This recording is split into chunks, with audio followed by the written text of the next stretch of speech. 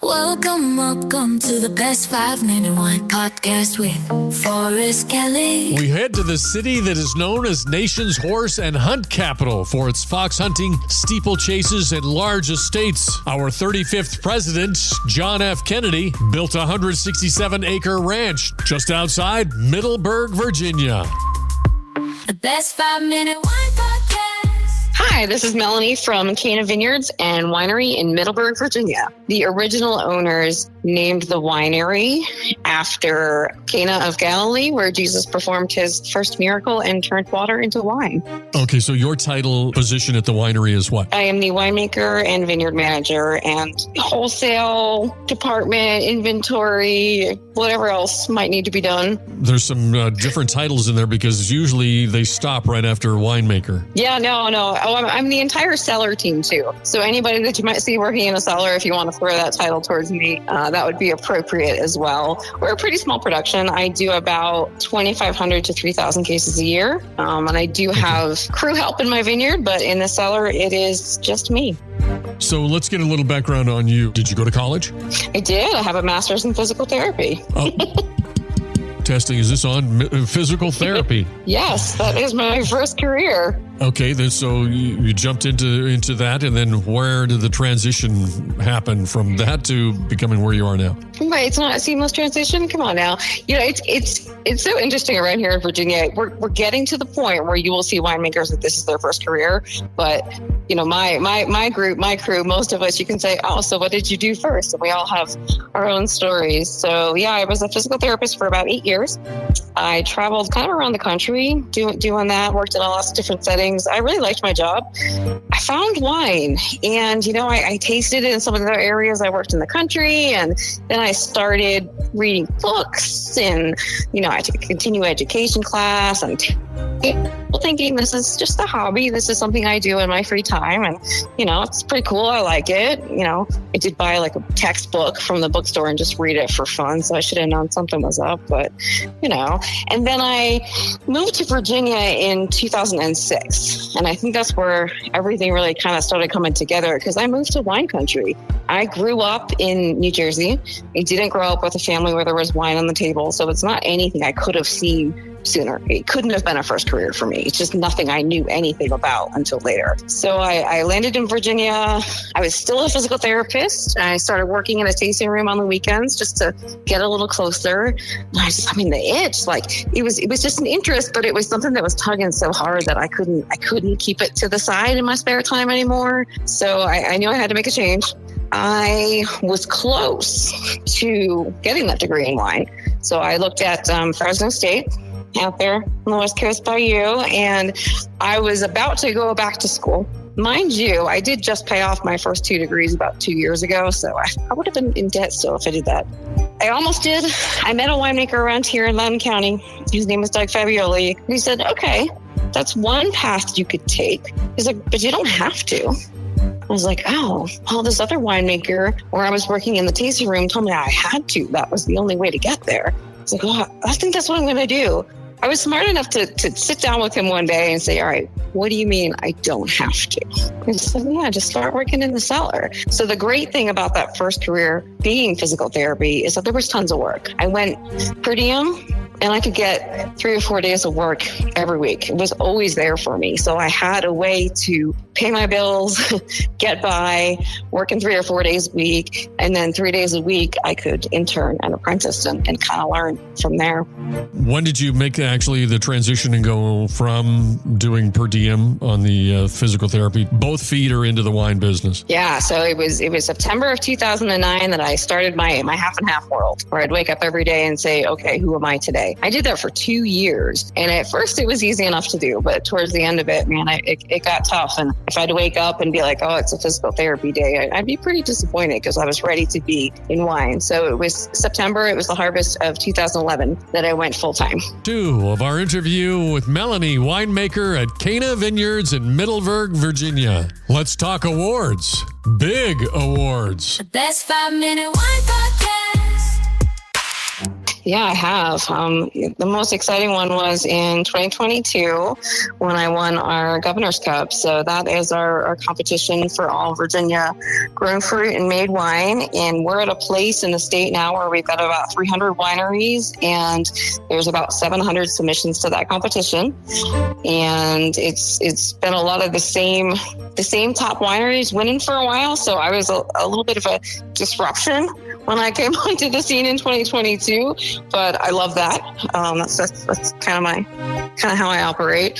And yeah, that was the hugest honor. That was the biggest one. Well, you missed the lead. You hid the lead story there that you were the first woman to win the Virginia Cups competition in modern history. Yeah, this is true. So that was a big deal, when we were talking and working on the promotion for everything. So we had the Virginia Wine Marketing Board, which is an office from the state here that really supports and promotes our industry. And we had a Zoom call to start talking about everything. And I asked them all, I'm like, who was the last woman that won? And we all looked at each other and no one could call it. So that was pretty exciting. That was definitely a big one. Well, you can give yourself a round of applause and say neener, neener.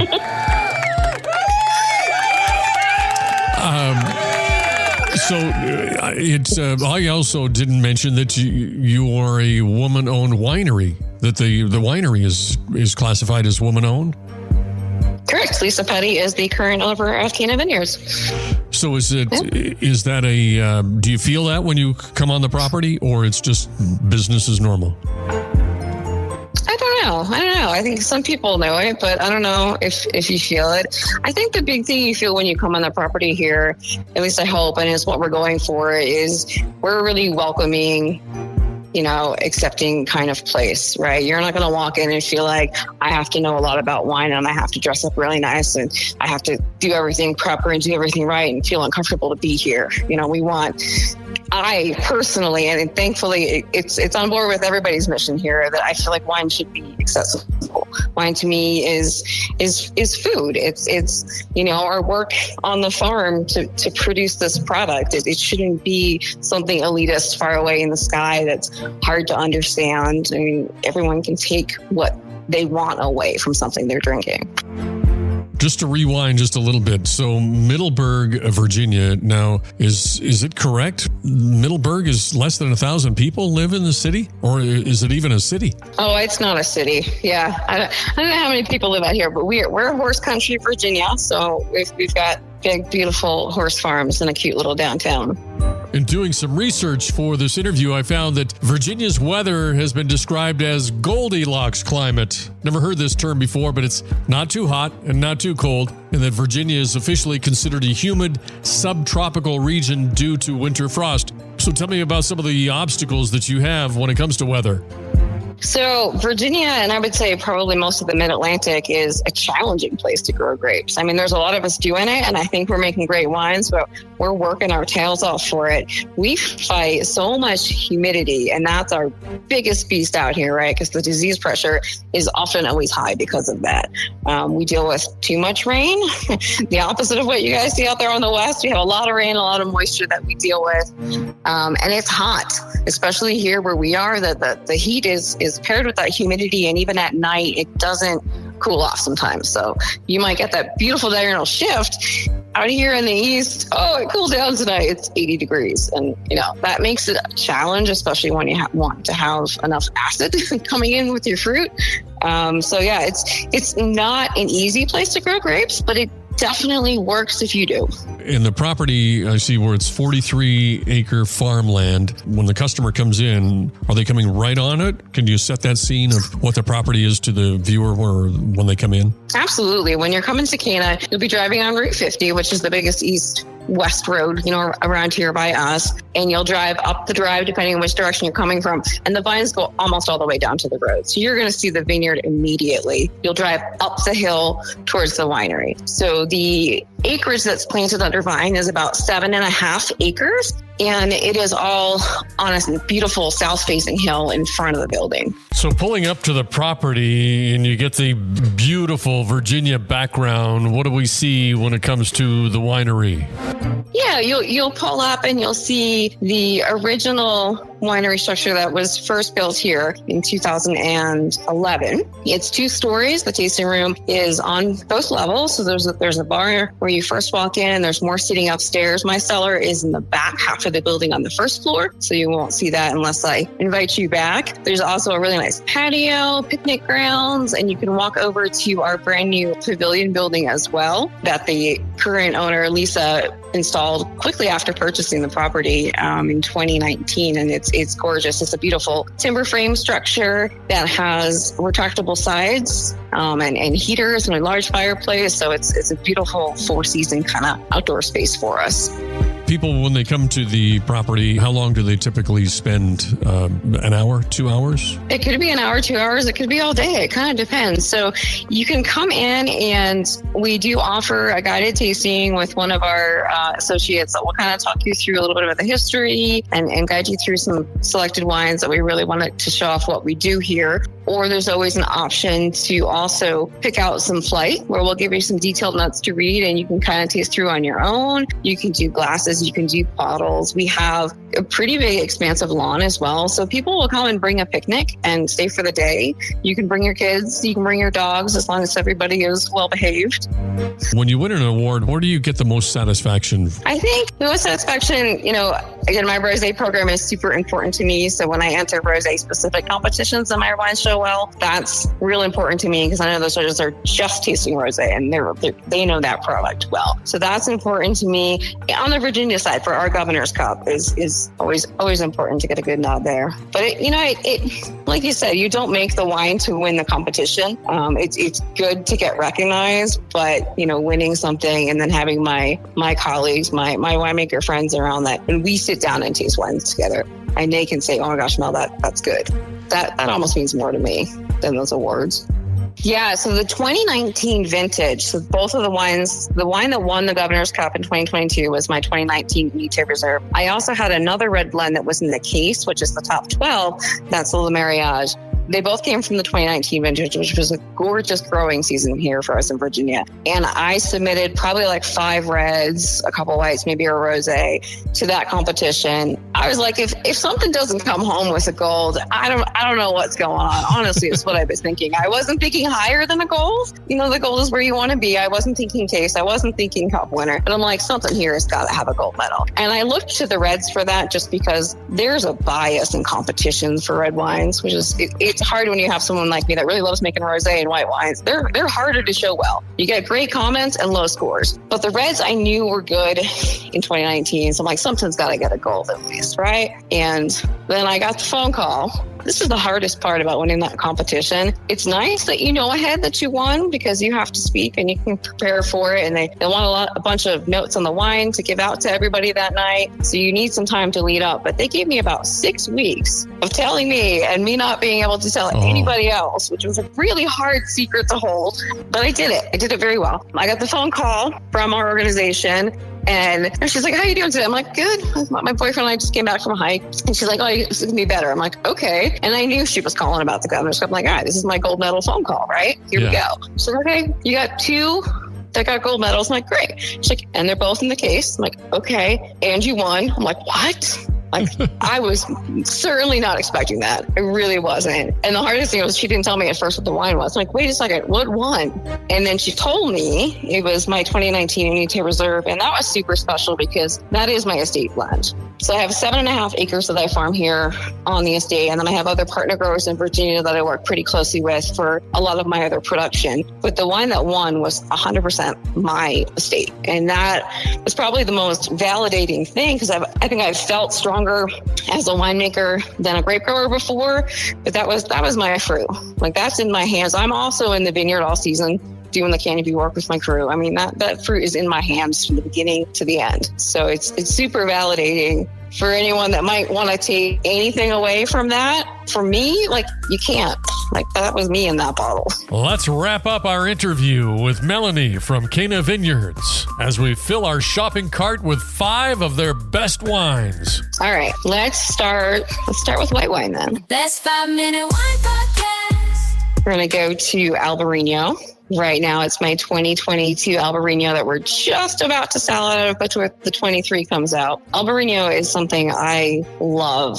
This is grown about 10, 15 minutes away from me with the grower that I've worked with every vintage that I've been here at Cana. So this vintage coming up will be my 10th vintage here with them, and it will be my 10th vintage working with Greenstone Vineyards as well. So that wine is special because it's a special relationship with a grower that immediately was, hey, what do you need? Let's look at this together. And that's the kind of respect that you don't always get right away.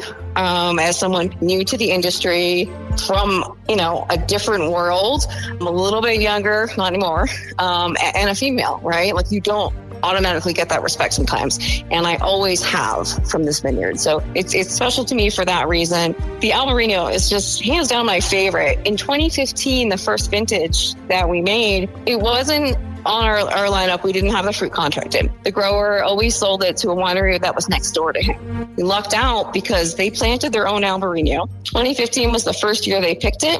Didn't think they'd have too much of a crop. They did. So they called him and said, well, we actually don't need this. So since we were already picking up Merlot from his vineyard, he said, hey, do you want Albarino? I said, yes. Middle of harvest, don't have a plan for it. Never made Albarino before. Tasted a couple. I liked them. It's a different white wine. I said, this sounds fun. Don't know what yeast I'll use. I think I have a tank I can put it in. That was the first year. Now we're almost on to year 10. And I think together we've learned so much about that grape and that wine production here in this region. It's doing well in Virginia, Maryland, Pennsylvania, kind of the whole mid-Atlantic. Okay. What's some other favorites? Should we go to rosé? Let her rip. That's your favorite. All right. It is. Let's see if we can keep this short enough. Here's where you get to edit. I have 3 rosés in the portfolio now at Cana Vineyards. So the first one that I've produced since I've been here was a rosé of Merlot. I'd made one in 2015. The fruit wasn't good enough for my Merlot. So I said, all right, I'm not buying your fruit again. 2016, I sourced a different vineyard. I was like, it's still not good enough. 2017, I took Merlot that was already slated for our red program, shifted it to rosé. I said, well, I know where there's good Merlot. It's growing right next to the Albarino down the street. I know we're supposed to make red wine out of it, but I want to make great rosé, and you can't do that without great fruit. So that's how the rosé of Merlot started in 2017. It's always been a mission of mine to push rosé as a serious quality wine. Again, the fruit that goes into my rosé, other winemakers would put into red programs and think it's a waste to make rosé out of it, but I don't. I've been lucky enough that we're building a brand on rosé here at Cana because it's been successful enough. So I'm very fortunate as a winemaker to really push my own passion. And thankfully, we have consumers that appreciate it. So it's allowing me to keep doing it. In 2019, I went to Lisa and I said, can I make 2 rosés this year? She said, okay. So we added the rosé of Cabernet Sauvignon. And then in 2021, I said, I think we should do 3. Can we make 3 rosés this year? And she said, okay.